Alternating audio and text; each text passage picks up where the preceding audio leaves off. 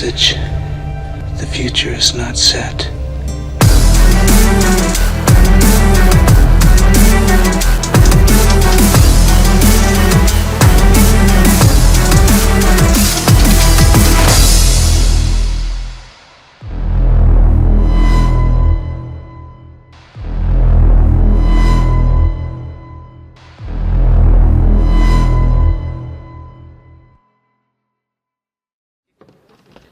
Hello, welcome to Phinding Phriends. Thank you all for being here on this very lovely day we're having in a Midwestern spring.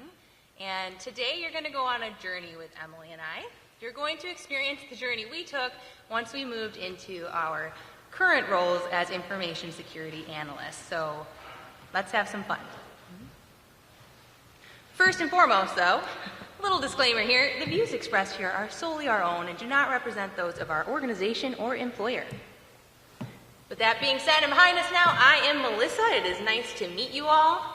I have a bachelor's in Romance Languages from Washington University in St. Louis, so I speak Spanish, French, and Italian. Italian is my favorite. And after completing that, I decided to have a small business making cold-pressed juices, cleanses, and smoothies out in the Oconomowoc area.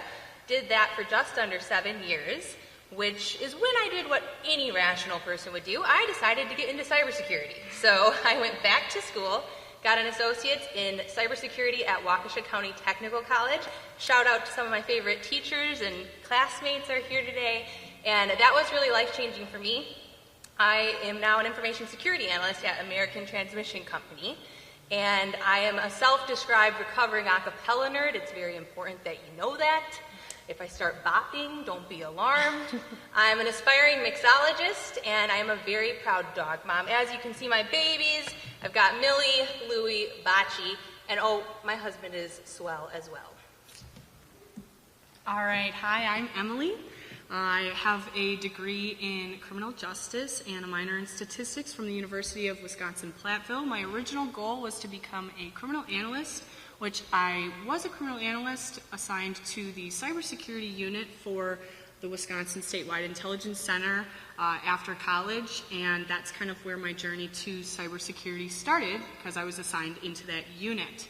I recently just finished up my master's in geographical information systems as well. In my free time, I would consider myself an outdoors woman. I enjoy spending time outside with my 2 dogs and my husband, camping, kayaking, hiking.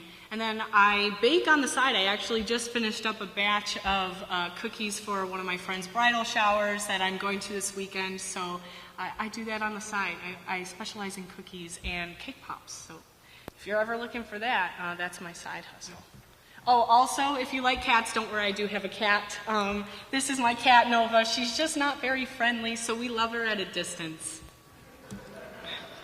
So before we dive into our journey today, a little bit about American Transmission Company, hereafter referred to as ATC. It is a Wisconsin-based company. We have over 5 million consumers in our service area and over 600 employees that we are making sure that the lights and the beautiful PowerPoint is on today, the microphone. And so we own and operate over 10,000 miles of line and 580 plus substations, and we're interconnected. So you want to think of it like a highway. So we are operating in Wisconsin, Minnesota, Michigan, and Illinois. And that highway is the connection between where energy is generated and where it can be distributed to things like our homes, our works, hospitals. So it has to get between those 2 spots, and energy needs to be stepped down in order to be safe to be deployed to our houses. So we're really powering our life. So we are monitoring that grid 24/7, 365, and not just in security. We have field services, we have the operators who are in real time, especially when there's things like outages. There's a lot behind the scenes that goes into us just flipping that light switch. And so it really provides a lot of purpose behind what we do. We're really big on the mission, and thank you, shout out to Lillian for setting the stage on industrial control systems. We absolutely work with embedded operating systems, and we definitely want to think about safety in everything that we do. But first, before you hear how awesome we are, let's stay humble. Let's recognize where we maybe went off course. So I got pwned in 2015 BC, that's for before cybersecurity.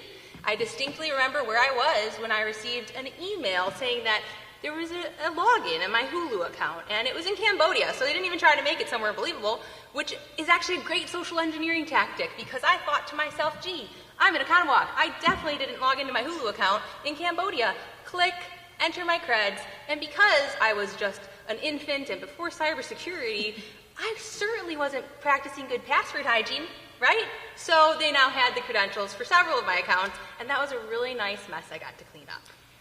All right, I got pwned in 2018 before cybersecurity. That might not seem that long ago for some of you, but I haven't been in this industry that long. I was a victim of SEO poisoning, and there was a Yeti sale. I really wanted a Yeti, apparently, at that time, and it was too good to be true. It was like 50% off. I went in and I ordered it, and I shortly after realized that it was not Yeti's actual website. So I was very disappointed that I was not actually getting Yeti. But to my surprise, I actually did get something in the mail. This is what I thought I ordered, teal Yeti tumbler, right? And what I actually got was this bright unicorn Yeti that I actually still have.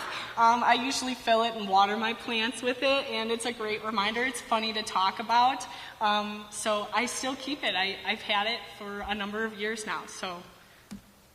All right, so we're going to dive into what we want to talk about today, how we have impacted our security culture at our company. So when we started fall 2023, late summer 2023, Melissa and I were given the task of running our phishing program. So Melissa and I, what does that mean? What does the phishing program at ATC mean? What does that entail? So we started understanding and learning what ATC's phishing program was. What it started with is every month there's a different phishing scenario that is created by the analysts. So this was Melissa and I's job, to create a phishing scenario to test our users. We sent a scenario once a month, kind of varied on day of the week. We tried to mix it up a little bit, and it would run for 48 hours. It would deploy to our users, and then after the 48 hours, we would look at that data, see who clicked on it, who reported it, things like that, and then that would go into calculating our metric that we refer to as the Phishing Preparedness Index, and in this case we're going to refer to it as PPI.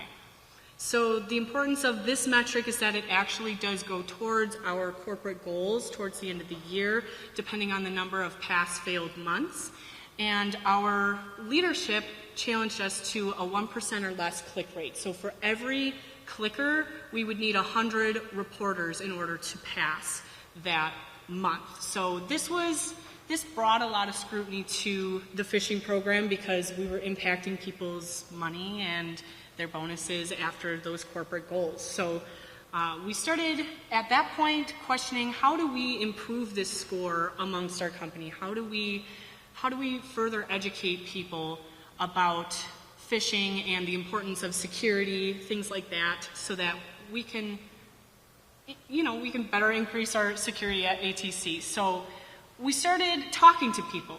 We started talking to them about their thoughts on security and getting to know what their thoughts were. So what were people saying when we were talking to them about their view on security and on our department and our program? There were some overall negative views on security. People didn't really care for security. They didn't understand the importance of it. They didn't think it was needed. We're here to keep everything secure, so why does it matter what they do? But that's actually really important what they do, because human error occurs, and phishing continues to be the #1 way to get into a company, to breach a company. So it's an important message that we had to try and share.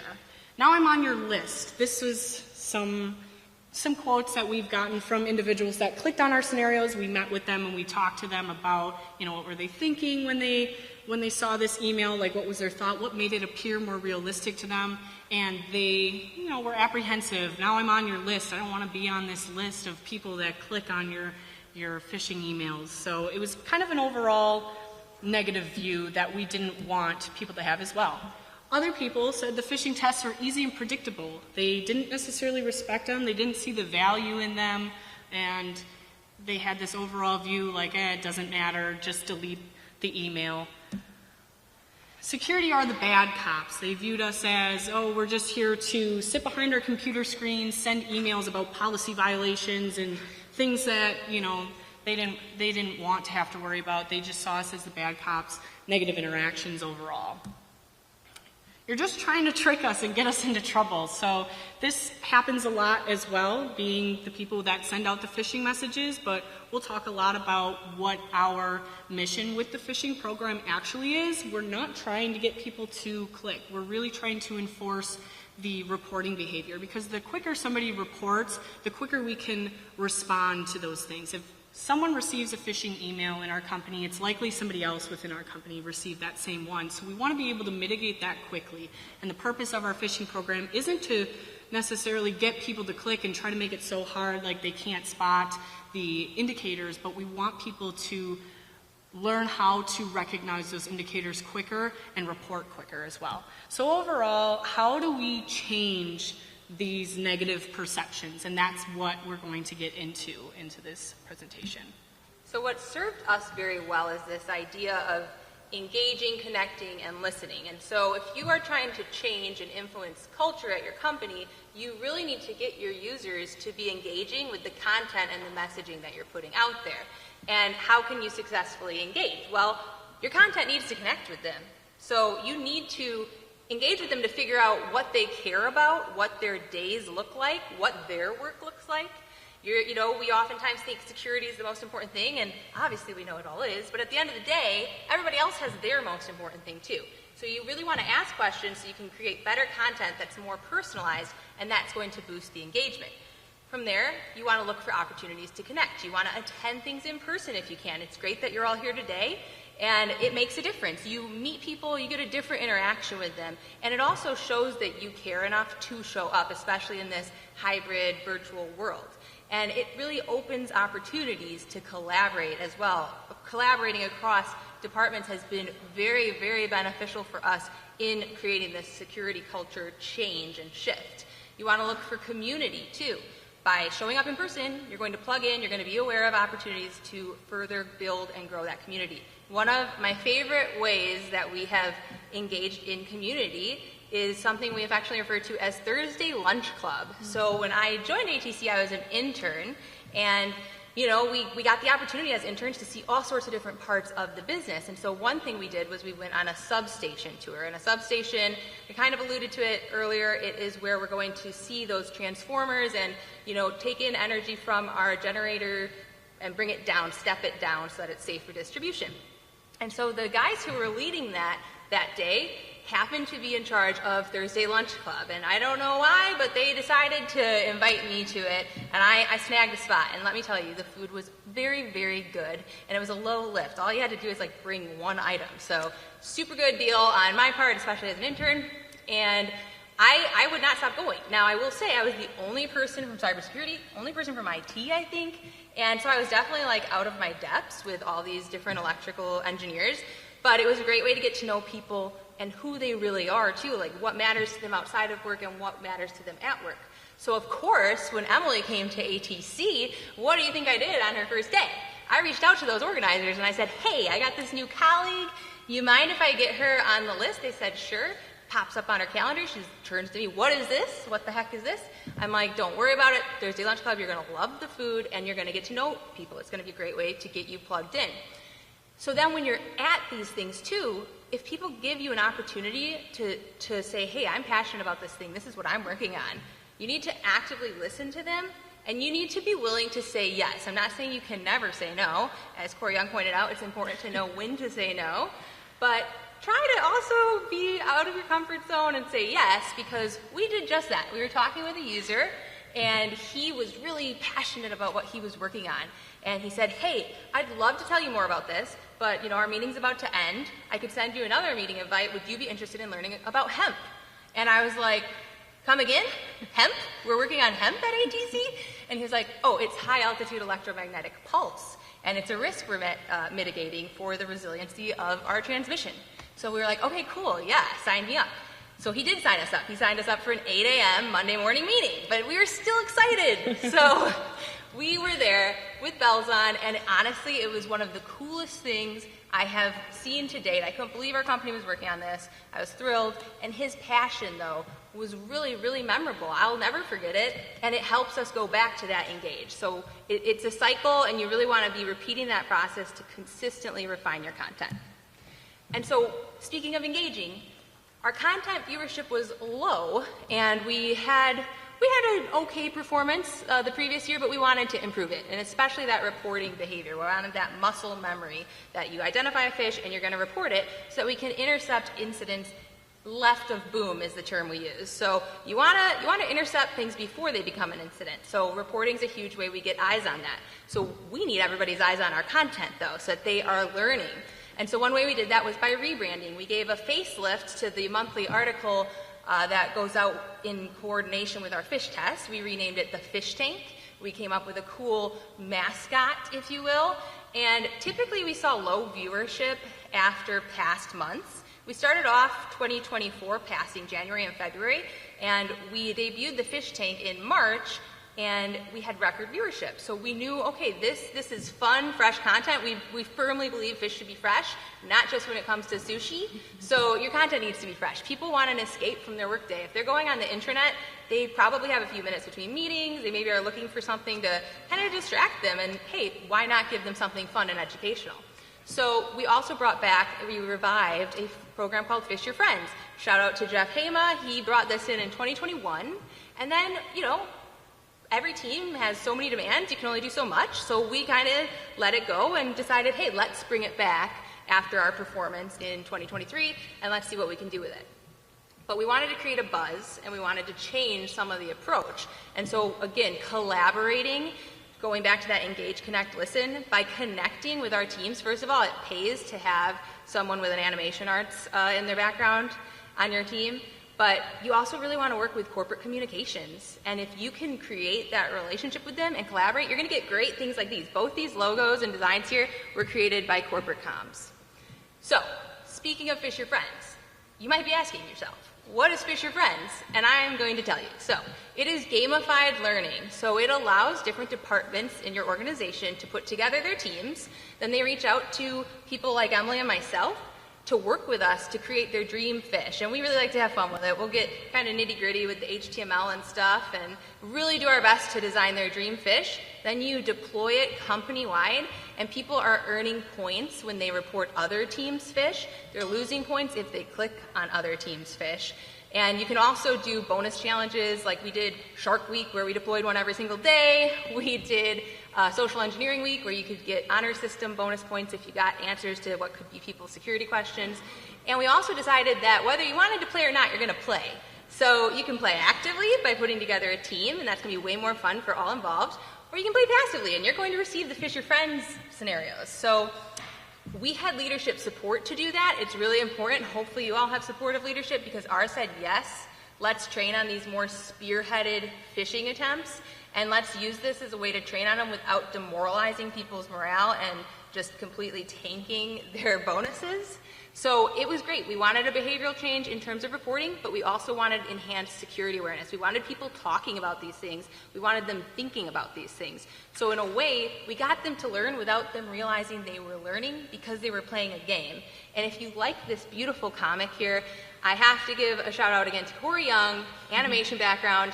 Just because I can have a harebrained idea to have a comic doesn't mean I can draw to save my life. So he's like, well, you write a script, I'll mock it up. He did, and then again, collaborating with Corp Comms, we got it digitized, and it really created a buzz. And of course, first place in the competition received this lovely fishing trophy that was created by yours truly. It was actually a collaborative effort. There were a number of people that donated different trophy parts. I sat in the office and put together this trophy of random parts. The fish topper was given to me by one of our coworkers. The base of it was a different one. The bobber and the stand for the bobber was by somebody else, and then I also created the plaque as well. So this sits proudly in one of the team members' offices of the winning team. And then they also received a team lunch as well and bragging rights. So they definitely brag. They definitely brag. All right, so now that we've talked a little bit, let's let's reassess where we're at. So we're May 2024. What is going well with what we're doing? The rebrand was pretty effective. We're getting a lot more eyes on our content. We passed January through March. We're doing good, company morale is up, and we're making connections. We're newer to the company, but we're still making those connections, getting feedback on what can be better and what we can improve. So those are the good things that are happening. What's not going so well? What can we still improve on? Well, we barely passed March, like just barely. And we also failed April and May. So company morale is at rock bottom at this point. So how do we boost confidence in the company again? Well, we really want to improve that PPI metric that we were talking about. So how do we do that? We know that the PPI metric is impacted by number of reports, increased number of reports, and reduced number of clicks on our phishing tests. So one of the things we decided to target specifically was the reporting aspect. How do we increase reporting specifically? We started with what we refer to as our day one email. It doesn't send out on day one necessarily. We try to get it as close to people's start date as possible, but this really targets our new employees so that they understand the importance behind reporting behavior. A lot of people would come from companies where they would just delete the phishing emails, and that was better than clicking, which, yeah, it's better than clicking, but like I said earlier, we want that increase in reporting behavior because the quicker people report, the quicker that we can respond to actual phishing threats. So we wanted to make sure that this behavior was emphasized to our new employees that might not realize that is the expectation we have for them. So we had this automation set up to send this email on a weekly basis. So within the first week, they would receive this day one email that would emphasize that importance of reporting, and then it would tell them how they can report an email in all of the different platforms, the web browser, mobile application, and desktop application, so that no matter where they were viewing the email, they knew how to report a suspicious email. And it was also an opportunity to connect with them as well, give them a resource as far as who they can reach out to, kind of broke that ice a little bit for us, and that was kind of our first passive interaction. At the end of the email, we asked users to report that email so that we could understand, see that they knew how to report. They could demonstrate they knew how to report and what we were asking them to do. So after we implemented that towards May, June, we did that for a while, and towards the end of 2024, we started reviewing our metrics overall. So one thing that we noticed about the day one email, though, is it wasn't as impactful as we wanted it to be. Only 80% of those that got that email reported the email as we had instructed. We did a lot of outreach to let people know, hey, you were supposed to report this within 48 hours. Could you go back and report it? And even then, not everybody was reporting it. We started to realize that new employees get tons of emails, people they have to meet, meetings they have to go to, trainings they have to do, accounts they have to set up. It's just another one of those emails that they're just going to look right past. Why do I care about it? So we realized that it wasn't as impactful as we wanted it to be. So coming out of 2024, how do we address that? We also noticed that 26% of the clickers on our phishing tests were new hires, and we define new hires as people within the last 3 months or so. So that was something that we wanted to try and improve and target going into 2025 as well. We also noticed not only with new hires, but with existing employees that they were struggling to identify certain indicators of phishing attempts, such as the sender address or the URL they weren't hovering. We work in cybersecurity every day, 5 days a week, 40 plus hours a week. It might seem simple to us, but for people that work in engineering or finance or HR, they're not necessarily as familiar with some of those things. So we needed to try and get an understanding of what their level of understanding was of security, and then how can we teach them? How can we better educate them on those things?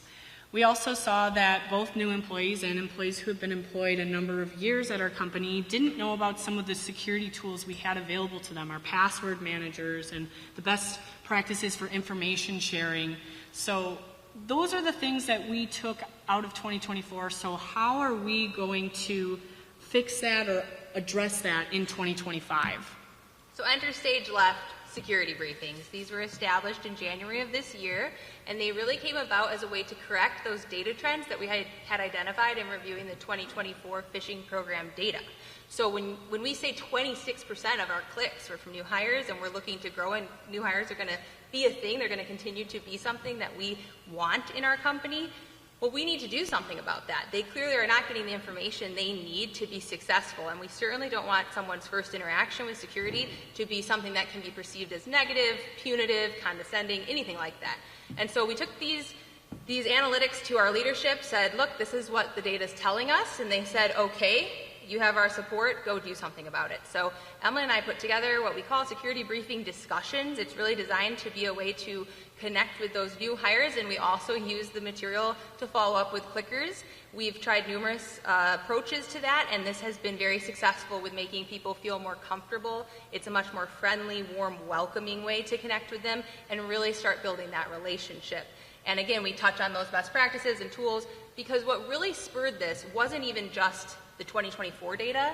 That probably would have been enough to make this change, but we did our January phishing test and we failed. And what we saw with that is that 50% of the clickers were new hires, and they were not just new hires within the last 90 days, they were within 30 days or less. So we were like, pump the brakes, we've got to do something about this now. So we started doing that. We're now going to continue to meet with new hires, and it's really already showing a great return on investment. Investing that time with people, again, really pays off. We're already seeing people, we're walking to meetings in the hallway and they're saying, oh my gosh, I was about to message you on Teams. I need to get these documents to HR. How can I do it securely? And you're just like, whoa, like, hallelujah, this is a miracle. And it's really helping change that perception of security and the culture, which is what we're after. Now, at the same time that we were doing the security briefings, we also kicked off a Culture of Security limited series. So what is that? Well, our manager had this idea that we should do a Power Minute. We need to call to action. We need to get the word out, the message out that new hires are vulnerable, and it's not just on them. Leadership and teammates need to take it on as well. We need to own our security and take people under our wings and tell them what they need to know so they can be successful. Sometimes employees weren't even aware that they would be tested on phishing messages, so they don't even expect it. They don't know it's going to impact their bonus. They're maybe coming from a company that didn't do phish testing. Maybe they didn't have the budget for security awareness. So we see quite a range in our employees in terms of where they're coming from. And so Emily and I we collaborated yet again with our security awareness lead, corporate communications, and can't forget Jason, the camera guy. Mm-hmm. He was instrumental to it all. So he had so much fun going off-roading with his He camera. loved it, right? Who wouldn't want to take on this kind of wacky, fun video blog type thing, off-roading in an office to go find people and interview them, kind of like street interview style, instead of maybe just a pre-canned interview. So he was game, and we went kind of hunting around the cubicles and the desks to see who we could find. And this is where those relationships paid off yet again, because when we were sneaking up, and I am not exaggerating, we snuck up on people, they would say, hey, Emily and Melissa, what's going on? They already knew us, so they were much more kind of inclined to participate. We also made sure that the questions we came up with were subjective. They were not necessarily something you could get wrong, and we used the same ones across the board. We wanted people to feel comfortable, so they were things such as, if you were designing a phish, what would you design? What's the way that you like to identify a phish, or what would you tell a new employee? And it supported this new approach, thinking outside the box. It's important that we do take security seriously. We all are here today. Clearly we care about it. But I do like to think that we don't take ourselves too seriously, and we're willing to try new things and new approaches to get people, again, engaging with that content. And I will say, this had extremely high viewership for our intranet, and it definitely created a buzz. People were talking about it around the office, and I think we're going to have to do it again. So, Oh, you went too fast. A glitch. We cannot miss this slide. This is my favorite slide. Shocking as it may be, people like friendly people. That is the moral of the story today, is that people like friendly people. Attitudes are contagious. You just need to recognize that the energy you bring into any situation will have an impact. It will create ripples. And so being cognizant of that is not to say that people are not entitled to an off day or feeling down, and you should be genuine about that. You should share that. That has as much of a place as positive emotions do. But try to think of that next time you go into, whether it's a work meeting or an interaction with a different stakeholder. Maybe it's a different team that you need their help to deliver on what you've got on your project plate. And so bring a positive attitude to it and you will see a change. I've said this a lot today, invest in your relationships. I like to think of it as a bank account, and every time I'm having that interaction or I'm showing up to something in person, I am putting money in the bank. I am putting a little deposit away because I know someday I'm going to need to do a withdrawal. And I've already shared numerous anecdotes of that. And it'll pay off putting away money for a rainy day when you need somebody to interview your security questions or help you film or create a script. Or participate in your Phinding Phriends program. That too. We definitely want them to participate. So I have here go the extra mile, ... literally. So Emily and I did just that. We were invited to speak at a quarterly meeting for a department that admittedly the department had been identified as a high-risk department based on their behavior. So that's what started the invitation. But we took it on as an honor to join them at their quarterly meeting and have their attention and also get to see what makes them tick and what they're working on.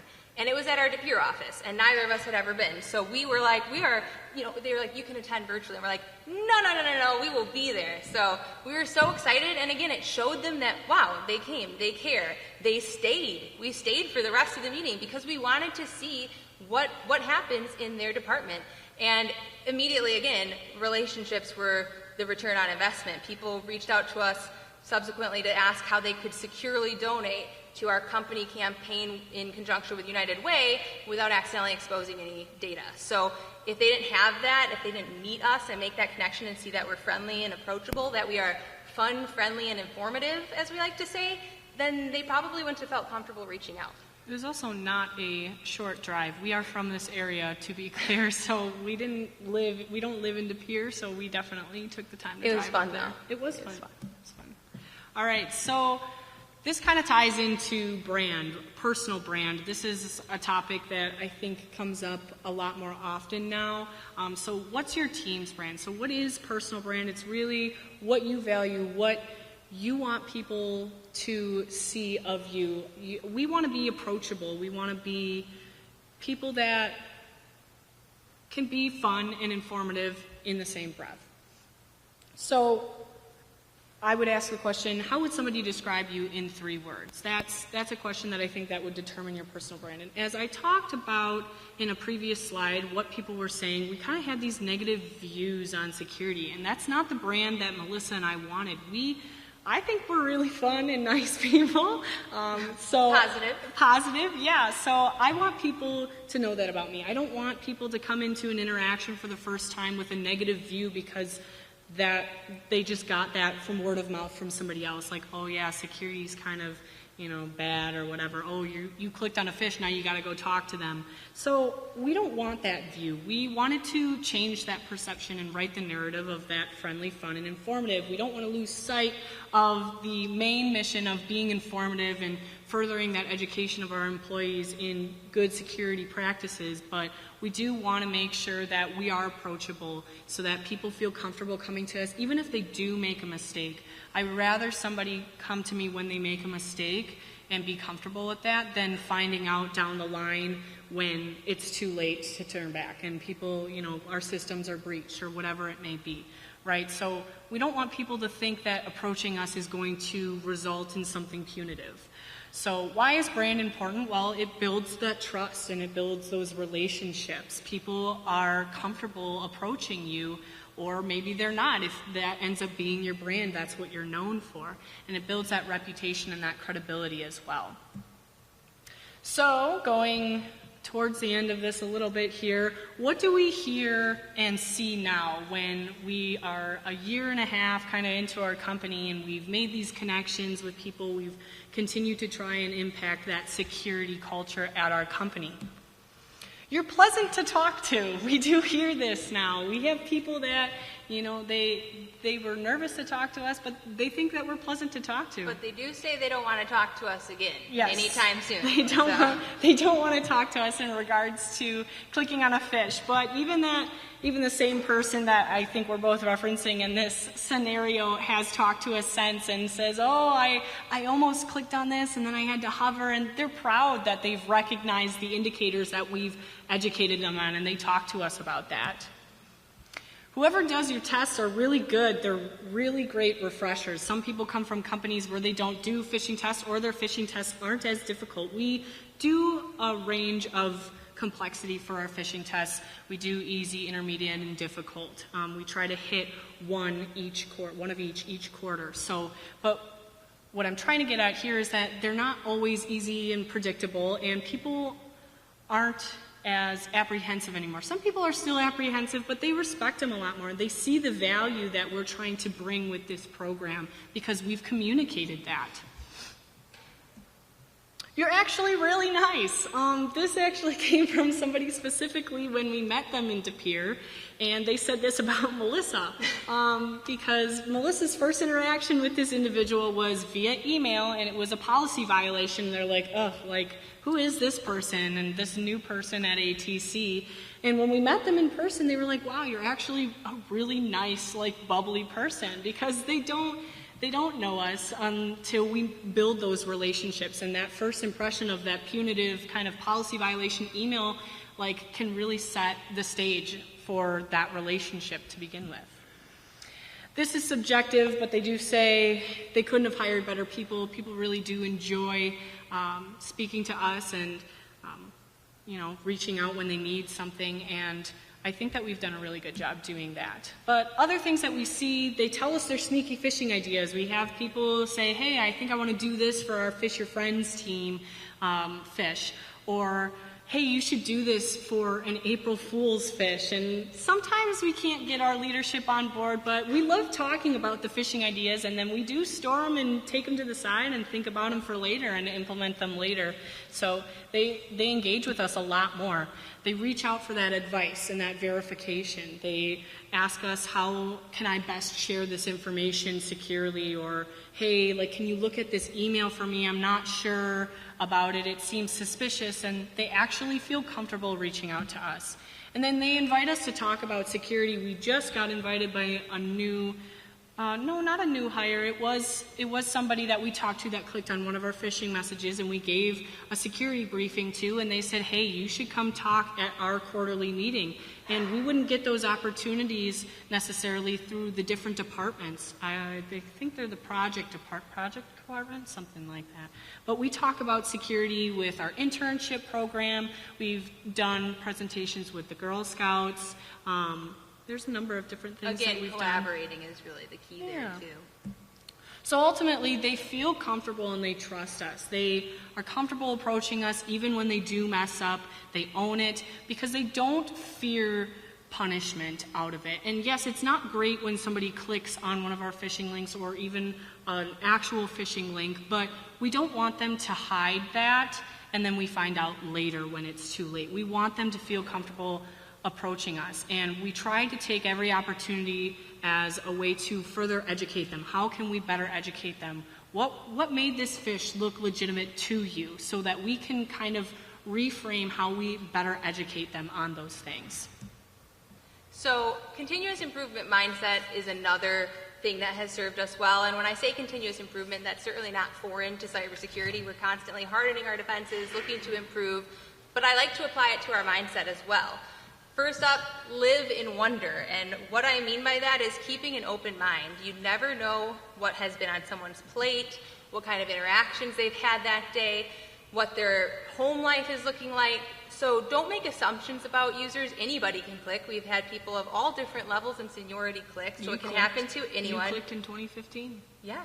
Thank you for reminding me. Thank you, Emily. You did.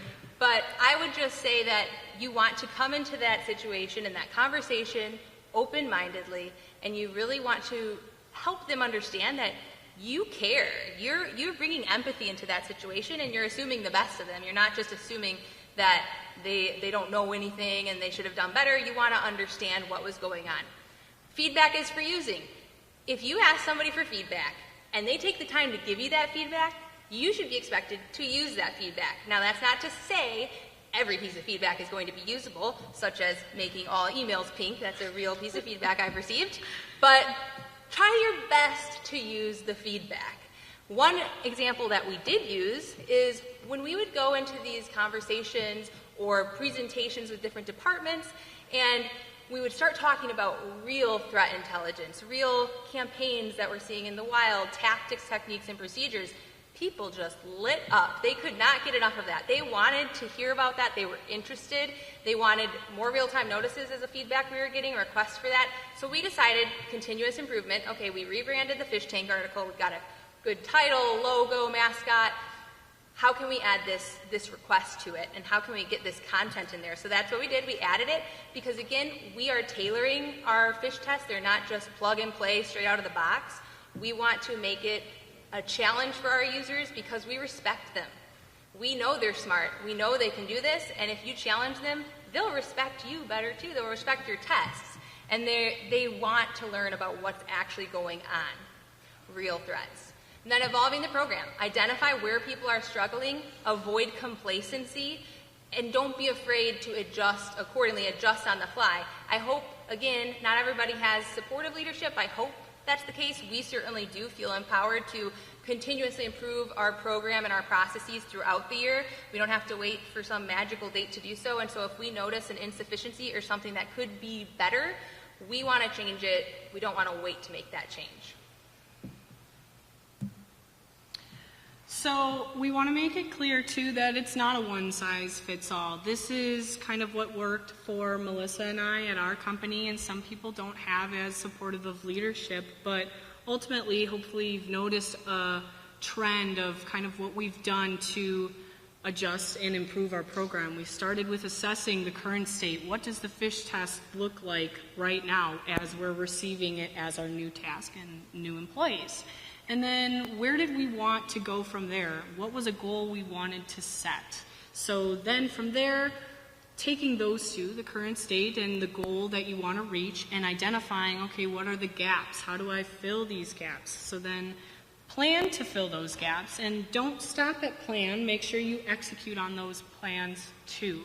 We've taken a lot of feedback as far as what would be better for our employees to better educate them. We've implemented that in a lot of our security briefings, the indicators are missing, things like that. Like I said, the 2024 metrics, we were noticing people didn't know the tools that we had available to them, so those are in the security briefings. We go and we teach about it, make sure that people are aware, and we actually put the work in and make sure that we're executing on those plans. So we've included some resources. We've seen some great other ones shared today already. But in terms of media here, don't be afraid to try and leverage whatever mediums are available to you in your organization. You could try a podcast out. You could try to leverage Viva Engage if that's a functionality and a license that you have. How can you adjust and maybe create live learning opportunities? People definitely request that in our feedback. How can you get to users during onboarding? Maybe collaborate with HR and make sure that security is represented and part of those onboarding materials. And attending conferences like this awesome one here today. Thank you to Joe Jones and everybody who has organized today and making it possible, and thank you to the sponsors as well. And then leverage your intranet too. In terms of getting eyes on the content, you might need to switch it up. You might need to try different things and find what works for you. And then engage in your communities. I've listed some memberships here today, many of which we are a part of, and then there's just so many. There's too many to list, but plug in, find your people, and share. We have such a strong community in Wisconsin, and I'm so grateful for that. So sharing and getting those connections will be instrumental. So in the spirit of connecting with people, connect with us on LinkedIn if you're interested, you want to talk more about building a security culture. We respect you all too much to put up a QR code here today. Yes. So these us. are screenshots of our profiles. Please find us. Otherwise, we will also be at CypherCon this week. Yes. Connect with us. If you see us, please say hi. Yes. Thank you. Any questions? Yes.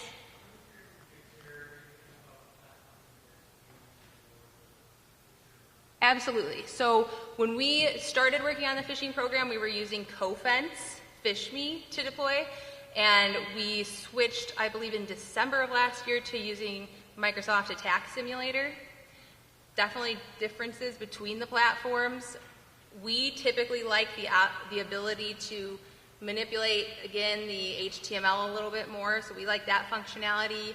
We certainly sometimes might use some of their prepackaged ones for maybe easier intermediate months, but if it's difficult, we are absolutely tailoring that. Yeah, it's taken a lot of elbow grease to do some of the scenarios that we've done, get creative with them for our users so that they can have the best experience. So I did not know any HTML prior to it, but now I know quite a bit from being able to kind of just manipulate and create the perfect phishing emails for our users. So, Mark? Yeah. So it absolutely could have been stress, and we try to factor that in. So initially they may land on our radar because we are reviewing the data from performance, whether it's the phish test or Phish Your Friends.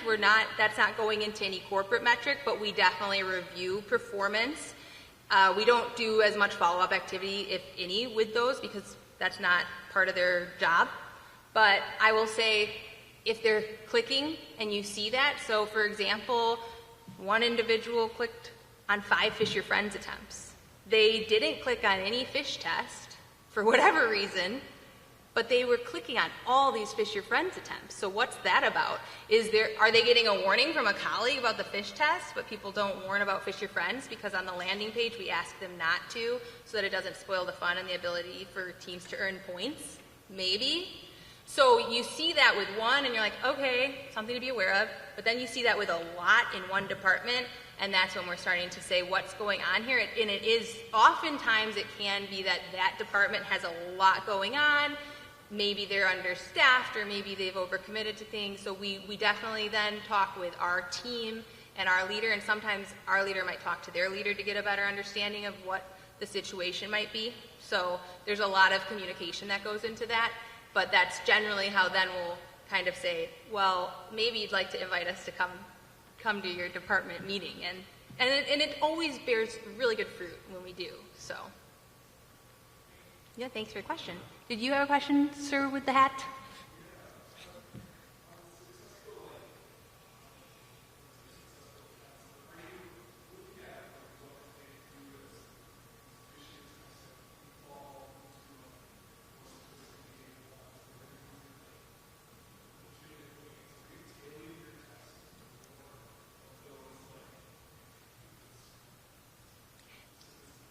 Yes.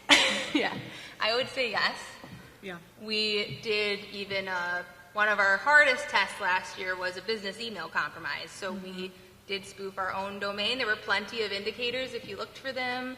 The employee wasn't legitimate. We also used the email thread hijacking technique in it as well. So it looked like a forwarded email, all with our domains. It was actually hard to get that one deployed because our tools are good, and thankfully the reality is most malicious messages are getting blocked. So sometimes that could actually be a really big challenge for Emily and I because our tools would be blocking it. We'd have to work with the engineers to get things added and stuff. Our tests were, too fishy, I guess. So that's a compliment, I think. Yeah, we definitely try to frame a lot of our phishing tests based on real threat intelligence too. I am part of a couple of different threat intel groups. One of them, cyber response team. If you haven't gone and talked to them, they are upstairs actually. So that's a really great way that I am getting threat intel and kind of looking OSINT, like what's trending right now, so that we can frame our phish tests to be a little more realistic for what we're actually seeing. And yes. we talk with our SOC analysts as well to see like what are they seeing coming in and whatnot. So. Yeah, thankfully we definitely operate very much like a matrix. We're all working together. We've got a one-team philosophy, but in terms of cutting-edge technology playing a part in informing what tests we design, absolutely. Yes? So what is excluding the Phish Your Friends? What is your typical cadence or casing of your corporate phishing exercise? Releasing, did you say? Like the cadence of? How often are you doing these, the actual You wanted? We do them once a month, and we've actually tailored that. Originally, they ran for 48 hours, and we've tried to make them as realistic as possible. We do know that as soon as a user reports, we do have our analysts go in and try to remove those. So 48 hours sitting in an inbox isn't probably realistic for us. If we have dozens of people receiving it, we'll see it sooner than that. So, but we do want to make sure that they're getting that education, so we've reduced it to 24 hours so that it's a little closer to realistic. And we run those once a month, and it's just kind of on a random day, a random time. We try to frame it around like current events, things that are happening that are more realistic. Yes.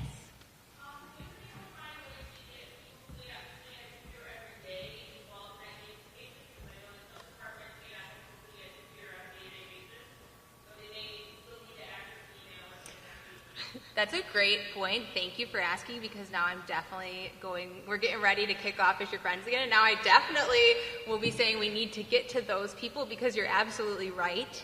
That can be a challenge. So on the one hand, they're not at the computer all day, so they have less exposure to click, but at the same time, sometimes when they do click, you're like, hey, what happened here? And that's when you learn, like, there's a gap, if you will, in they're not getting the education they need, and they're not getting as trained up on those indicators as people who are sitting at that desk and able to check the intranet. So definitely, we can get them plugged in, though. All we'd have to do is really make sure that they're aware this is going on, maybe connect with their leaders, get buy-in from leadership, and then all they have to do is tell us their idea, and we will do like the dirty work, heavy lifting, and make it for them, deploy it. They just have to have some fun with us. Yes. Yes. Yep, because, well, they would maybe have to gear up to report if they want to earn points for reporting other teams. Yeah, like they would want to be keeping an eye on their Outlook more so they can earn points that way. I know teams do a pretty good job. There was one team last year who I believe had 100% reporting for their Fisher Friends. They did not miss a single team. I think they definitely made the podiums. So it's again, it's creating that conversation that others are alerting each other. But yeah, that would be a bigger lift for them if they're not constantly on their keyboard. I will say it's good feedback, and good feedback for us to look at implementing and how can we reach out. We're all about the feedback. So, are you kicking us out? Yep. We have I think one more question, and I'm gonna take it. Then she's gonna play the music. Okay. Yes. Whoever.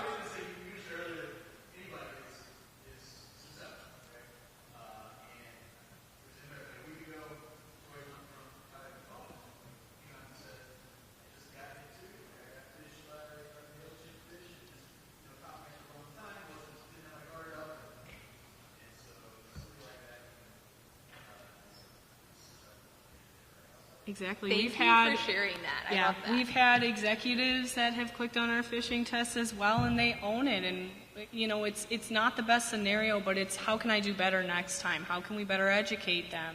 And they partnered with us then to do a video about it and tell the whole company, hey, look, it got me. These are getting harder. It only takes one click. Yeah, and that was prompted by those executives themselves. They offered. They were like, "Hey, I clicked on this fish. Let's do a video on the importance of this because this is real." So it's all that collaboration and that relationship building. It really does make a difference and brings awareness, even leadership, down. So thank you all. Thank you. Thank